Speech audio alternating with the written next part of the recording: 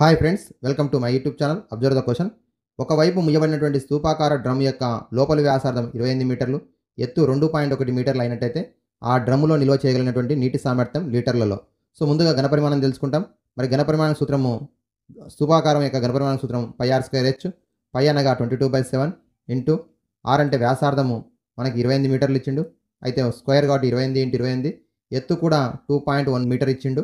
ఇందులో 7 ఒకట్ల 7 నాలుగుల క్యాన్సిల్ అవుతుంది. 22 నాలుగుల 88. 88 ఇంటూ 28 ఇంటూ 2.1 మల్టిప్లై చేస్తాం. వీటి యొక్క లబ్ధం వచ్చేసి మనం గమనించినట్టయితే ఒకటి యొక్క లబ్ధము 5174.4 ఘనపు మీటర్లు అవుతుంది. మీటర్ క్యూబ్ అవుతుంది ఘనపరిమాణం. అయితే మనకు అడిగింది లీటర్లలో అడిగిండు.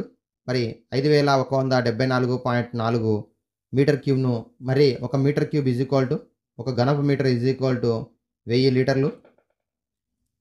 మరి 1000 లీటర్లతో ఇంటి చేసినట్టయితే 5, 1, 7, 4, 4 తర్వాత 2 సున్నాలు కూడా వస్తాయి. ఇది లీటర్లు అవుతుంది.